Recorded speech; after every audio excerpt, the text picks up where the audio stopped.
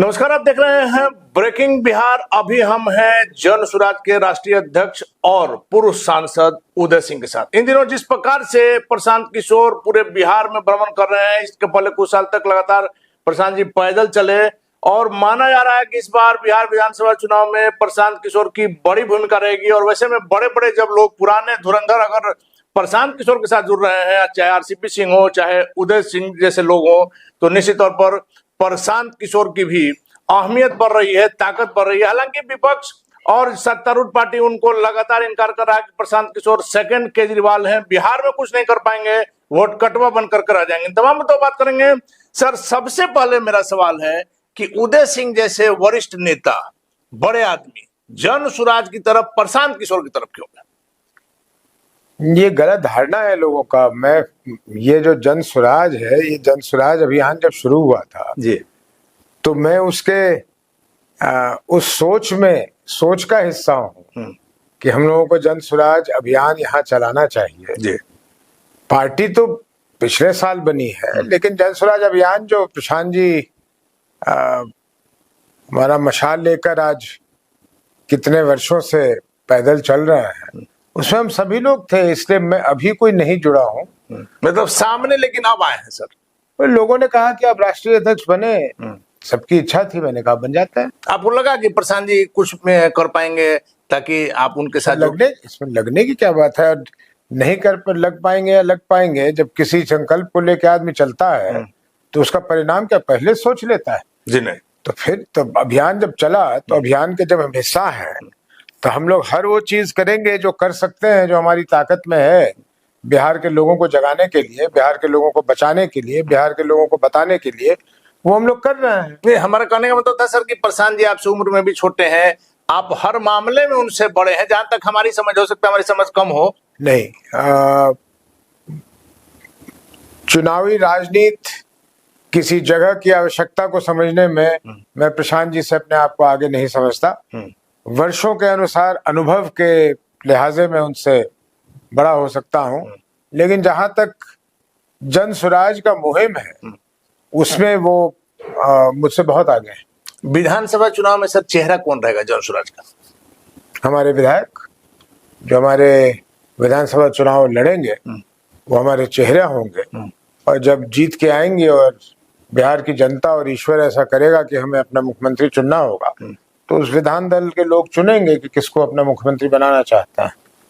आज सर प्रधानमंत्री मोदी भी आ रहे हैं और प्रशांत जी ने मोदी जी के साथ भी काम किया है। हमने तो माना है कि उनके चेहरा को चमकाने में प्रशांत किशोर की बड़ी भूमिका रही है। लेकिन प्रशांत जी ने अभी तीखा हमला किया है दिलीप जायसवाल, जो कि बीजेपी के बिहार के प्रदेश अध्यक्ष हैं, खास करके सीमांचल में उनके कॉलेज को लेकर। इस पर क्या कहें? आपने दो प्रश्नों को मिला दिया। मोदी जी आ रहे हैं बिहार, तो जाहिर सी बात है, जवाब मांगा है प्रशांत जी ने। हाँ, तो मोदी जी जो बिहार आ रहे हैं तो बिहार के लोगों को तो सबसे पहले ये देखना चाहिए कि ये व्यक्ति सिर्फ चुनाव के समय में क्यों आते हैं बिहार, और जो कह के जाते हैं उसमें से क्या क्या चीजें करते हैं। तो पहली बात। दूसरी बात, जहां तक दिलीप जायसवाल की बात है, उनकी बात ना की जाए तो अच्छा है। ये भारतीय जनता पार्टी के ऊपर है, वो किसको अपना प्रदेश अध्यक्ष बनाती है, जो मन में आए वो बनाए। लेकिन सीमांचल का हर व्यक्ति और उस इलाके का हर व्यक्ति जानता है कि दिलीप जायसवाल किस तरह के व्यक्ति हैं, क्या करते थे, क्या करते हैं, ये सभी लोग जानते हैं। प्रशांत जी के लिए ये नई जानकारी हो सकती है, लेकिन हम लोग उनको जानते हैं कि वो इसी तरह के लोग हैं, और मैं इसमें बहुत ज्यादा नहीं पढ़ना चाहता। सभी लोग जानते हैं कि वो जिस टाइप के व्यक्ति हैं। लेकिन जिस प्रकार से ट्रेनों की सौगात दे रहे हैं प्रशांत जी को, इस पर भी आपत्ति है कि मोदी जी यहाँ से सिर्फ कहते हैं कि मजदूर जो है वह दूसरे प्रदेश में जाए। प्रशांत जी को नहीं आपत्ति होनी चाहिए, बिहार के हर लोगों को आपत्ति होनी चाहिए। तो अभी तो बिहार की आवाज सर प्रशांत जी बनने का प्रयास कर रहे हैं और इसमें काफी हद तक सफलता मिल रही है, जिस प्रकार से उनकी सभाओं में भीड़ उमड़ रही है।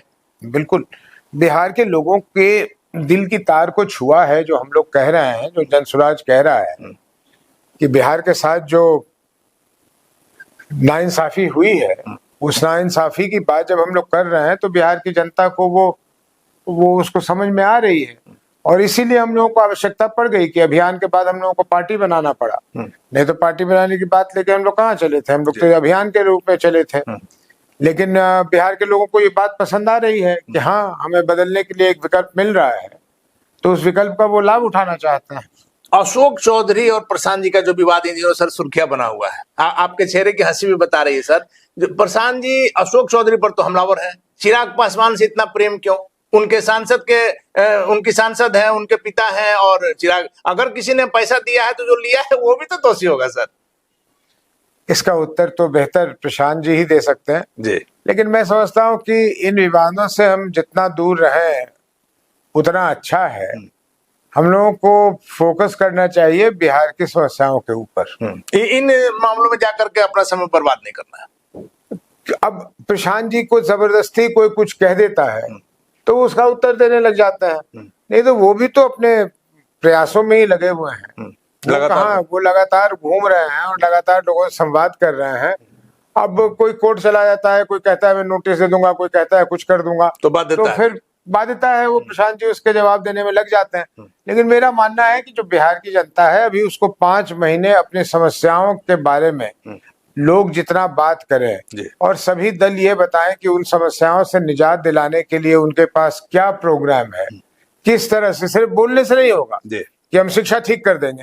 भाई आप 30 साल से 35 साल से बैठे हुए हैं, तो बताइए कैसे आपने किया और आगे क्या करेंगे? किया तो उसका परिणाम कहाँ नजर आ रहा है, रिजल्ट कहाँ? नीतीश जी 2005 से ही कह रहे हैं कि पलायन कम कर देंगे, पलायन बढ़ गया। तो अगर पलायन बढ़ गया तो उसका जवाब दें कि पलायन क्यों बढ़ गया और पलायन कम कैसे होगा जी। तो अभी भी यहाँ से श्रमिकों के जाने की जो स्थिति है, खास करके सीमांचल इलाके में, से इनकार नहीं किया सकता। एक और सर बड़ा सवाल उठ रहा है, हालांकि प्रसाद जी ने पहले ही कहा है कि किसी भी स्थिति में हम इलेक्शन के पहले और ना ही इलेक्शन के बाद किसी से गठबंधन करें, लेकिन एक सवाल उठ रहा है सर, चिराग पासवान और प्रशांत किशोर दोनों की विचारधाराएं करीब करीब एक है, खास करके जिस प्रकार से चिराग जी का बिहारी फर्स्ट जो विजन है, प्रशांत जी जो बात कर रहे हैं पलायन को लेकर के, रोजगार को लेकर के, शिक्षा को लेकर के, तो क्या कल के डेट में दोनों साथ आ सकते हैं? देखिए, गठबंधन का जहां तक सवाल है, मैं राष्ट्रीय अध्यक्ष हूं इस पार्टी का और मैं कह दूं कि कोई हम लोग गठबंधन नहीं कर रहे। गठबंधन को मैं ठगबंधन कहता हूं, ये लोगों को ठगने का तरीका है। रह गई बात चिराग जी की, चिराग जी एक तरह से मुझे लगता है कि अगर उनके दिल में ये धड़कन है कि बिहार फर्स्ट, बिहारी फर्स्ट करें, तो छोड़े एनडीए, लड़े अपने आप ही और फिर देखेंगे। लेकिन रहेंगे वहां, मतलब आपके साथ लड़े या अकेले लड़े सर? नहीं, अकेले लड़ेंगे, हमारे साथ क्यों लड़ेंगे? हमारे साथ लड़ना चाहते हैं तो आए, हमसे विलय कर लें। अगर बिहार की चिंता है तो एनडीए छोड़ दें। अगर बिहार की सच में वो चिंता है तो एनडीए छोड़े और आए जन स्वराज के साथ लड़े, स्वागत करते हैं उनका। लेकिन जी, ये वहां रहेंगे और फिर दूसरी बात करेंगे, दूसरा सुर निकालेंगे, ये तो नहीं चलेगा। तो नहीं चलेगा। मंगल पांडे के खिलाफ सर आजकल आपकी पार्टी ने मोर्चा खोल रखा है कि यदि इस्तीफा नहीं देते हैं तो अब आप लोग रोड पर उतरेंगे। साहब, मंगल पांडे ने जो स्वास्थ्य विभाग की व्यवस्था कर दी और जिस तरह से सारे बिहार के लोग बोलते हैं, जितना भ्रष्टाचार तो वैसे ही बिहार में गंगा की तरह बह रहा है उसी रफ्तार से, लेकिन स्वास्थ्य विभाग में खास करके जिस तरह से बढ़ा है भ्रष्टाचार, जिसके लिए सीधे रूप से उसके मंत्री पर लोग आक्षेप लगाते हैं। और जो वहां की जो पीएमसीएच की अभी घटना है, जिस वजह से ये सारी बातें शुरू हुई, तो शर्मनाक घटना है, बिहार को शर्मसार करने वाली घटना है।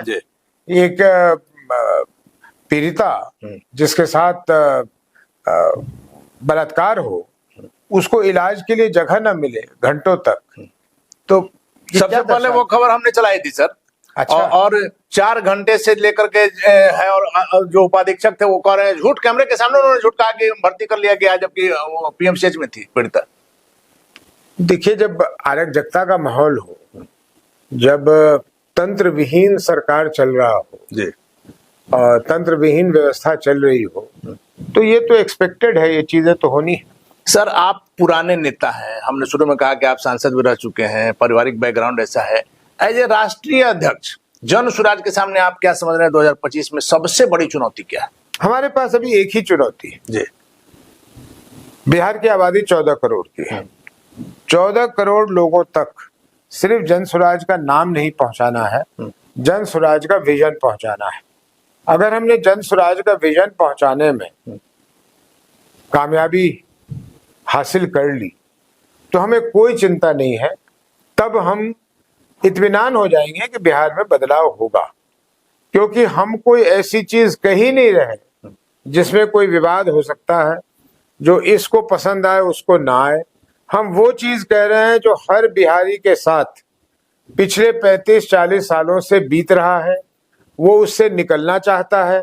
हम उसको रास्ता दिखला रहे हैं कि निकलने का ये तरीका है, रास्ता भी उसके समझ आ रहा है।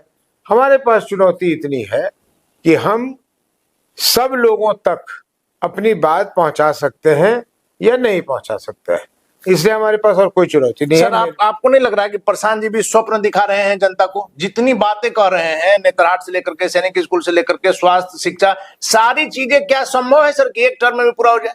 ये बहुत अच्छा प्रश्न है आपका, और ये बहुत अच्छा प्रश्न है आपका, और मैं समझता हूं कि सब लोगों को, आपके सभी दर्शकों को इस बात पर ध्यान से पूछना भी चाहिए और सुनना भी चाहिए। पहली बात तो हमने कब कहा कि सब कुछ हम 5 वर्षों में कर देंगे, नंबर 1 जी। नंबर 2, हम स्वप्न दिखा रहे हैं कि नहीं, ये प्रासंगिक है, क्योंकि बाकी दलों ने मोटे तौर पे इन्हीं चीजों को अपने अपने भाषा में दोहराया होगा और पिछले 35 वर्ष से वो स्वप्न दिखा रहे हैं। लेकिन हम स्वप्न के साथ स्वप्न को हासिल करने का तरीका भी बतला रहे हैं।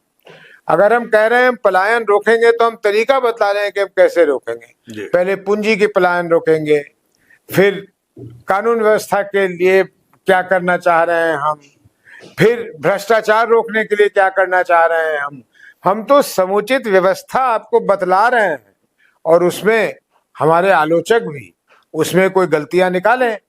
हम तो तरीका बतला रहे हैं कि हम अगर पलायन रोकेंगे तो ऐसे रोकेंगे। अगर हम 400 रुपए को 2000 रुपए करने वाले हैं और 7000 करोड़ रुपए का बोझ हम पर पड़ने वाला है, तो हम तो बतला रहे हैं कि 7000 करोड़ रुपए हम कहां से लाएंगे।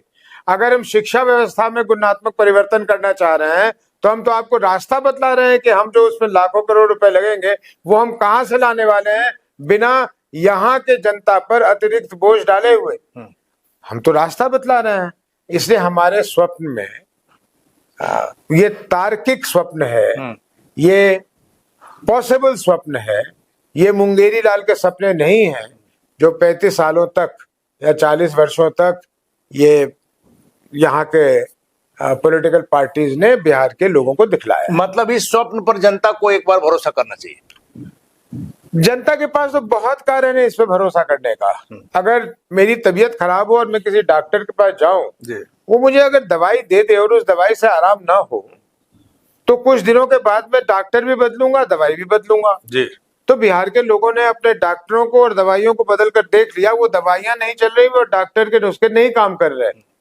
तो अगर हम कोई दवाई लेके आए हैं और हम कोई नई डॉक्टरी पढ़ के आए हैं, तो बिहार की जनता को एक बार तो भरोसा कर ही लेना चाहिए, क्योंकि कम से कम न्यूनतम 50% तो संभावना है ही कि मेरी दवाई काम करेगी।